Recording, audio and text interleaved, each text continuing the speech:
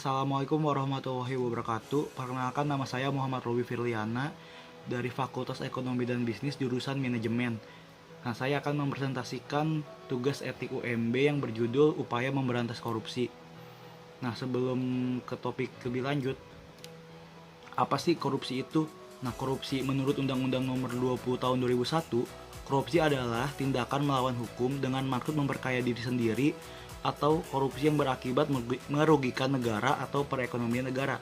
Sedangkan dalam kasus besar bahasa Indonesia KBBI, korupsi diartikan sebagai penyelewengan atau penyalahgunaan uang negara atau perusahaan untuk kepentingan pribadi atau orang lain.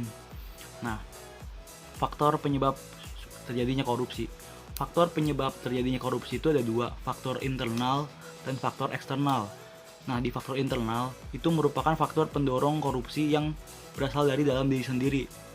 Dari setiap individu itu pasti ada suatu dorongan yang bisa mengakibatkan suatu korupsi seperti sifat rakus, tamak, gaya hidup yang konsumtif. Sedangkan yang kedua itu faktor eksternal, pemicunya adalah lingkungan.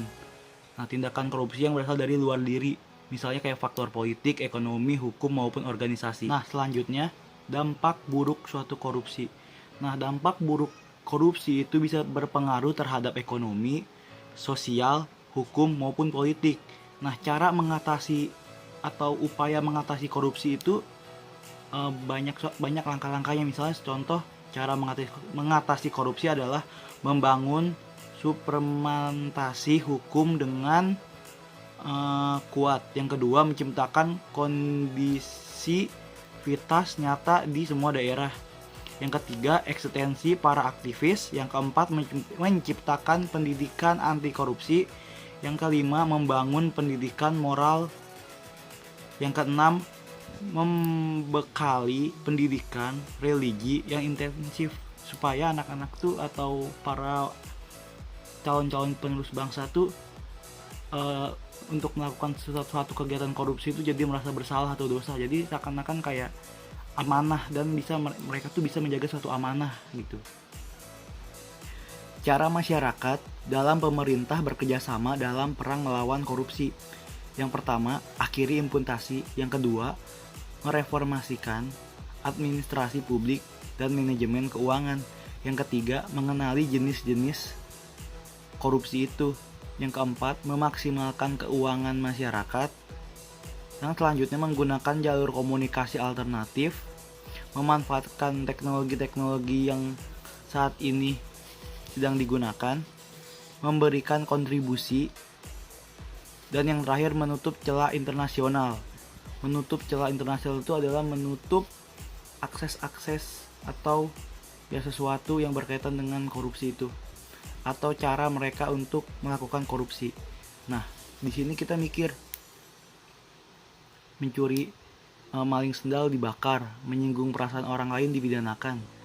Dan sedangkan yang mencuri uang miliaran, mereka hidup akan kemewah-mewahan atau suatu kemewahan. Nah, pantaskah suatu koruptor mendapatkan hukuman mati atau hukuman yang sekiranya masih manusiawi? Nah, yang terakhir adalah bagaimana upaya terbaik untuk memberantas korupsi. Nah, upaya terbaik untuk memberantas korupsi adalah adanya 3P. Penindakan, pencegahan, perbaikan sistem. Nah, di dalam penindakan ini adalah strategi yang digunakan sebagai upaya penindakan hukum untuk menyeret koruptor ke pengadilan. Nah, dalam pencegahan adalah kampanye sebagai strategi pembelajaran anti korupsi guna menimbulkan kesadaran masyarakat.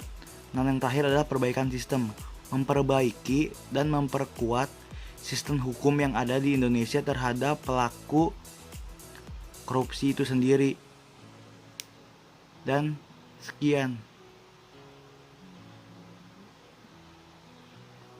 Nah, cukup sampai di sini. Kurang lebihnya mohon maaf.